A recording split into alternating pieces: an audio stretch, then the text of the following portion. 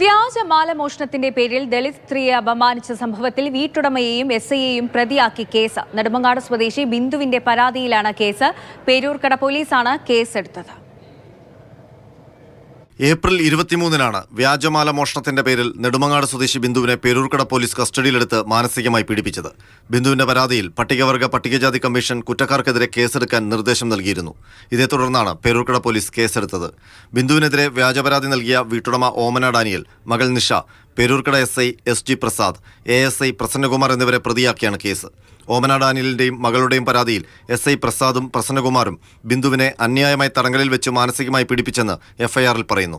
വ്യാജമൊഴിയിൽ പ്രാഥമിക പരിശോധന പോലും നടത്താതെ ബിന്ദുവിനെ പ്രതിയാക്കിയെന്നും FIR-ലുണ്ട്. തന്നെ കള്ളക്കേസിൽ കുടുക്കിയവരെ അറസ്റ്റ് ചെയ്യണമെന്ന് ബിന്ദു പറഞ്ഞു. എന്നെ കള്ളക്കേസ് കുടുക്കിയ ഓമന ഡാനിയെയും മകളെയും ഇത്രയും വേഗം അറസ്റ്റ് ചെയ്ത് നിയമത്തിന് മുമ്പിൽ കൊണ്ടുവരിക. അതിനുശേഷം ഈ ഓമന ഡാനിയിൽ കൂട്ടുനിന്ന പോലീസുകാരെയും അറസ്റ്റ് ചെയ്ത് നിയമത്തിന് മുമ്പിൽ കൊണ്ടുവരണം. കുടപ്പനക്കുന്ന് സ്വദേശി ഓമന ഡാനിയലിന്റെ വീട്ടിലാണ് ബിന്ദു ജോലിക്ക് പോയിരുന്നത്. ഓമന ഡാനിയലും മകളും നൽകിയ പരാതിയിലാണ് പേരൂർക്കട പോലീസ് കേസെടുത്തത്. തുടർന്ന് ബിന്ദുവിനെ കസ്റ്റഡിയിലെടുത്തു. ഒരു രാത്രി മുഴുവൻ ചട്ടം ലംഘിച്ച് ബിന്ദുവിനെ സ്റ്റേഷനിൽ വെച്ച് ചോദ്യം ചെയ്തു. പിറ്റേന്ന് തെളിവെടുപ്പ് നടത്താനിരിക്കെ നാടകീയമായി മാല തിരിച്ചു കിട്ടിയെന്ന് വീട്ടുടമ പോലീസിനെ അറിയിക്കുകയായിരുന്നു. കൊടിയ പീഡനത്തിനിരയായ ബിന്ദുവിനെ പോലീസ് വിട്ടയക്കുകയും ചെയ്തു. സംഭവം വാർത്തയായതോടെ പേരൂർക്കട പോലീസിനെതിരെ അന്വേഷണം പ്രഖ്യാപിച്ചു. പത്തനംതിട്ട ക്രൈംബ്രാഞ്ച് SP ആണ് അന്വേഷിക്കുന്നത്. ഇതിനു പിന്നാലെയാണ് പേരൂർക്കട പോലീസ് തന്നെ ബിന്ദുവിനെ അവഹേളിച്ച ഉദ്യോഗസ്ഥരടക്കമുള്ളവർക്കെതിരെ കേസെടുത്തിരിക്കുന്നത്.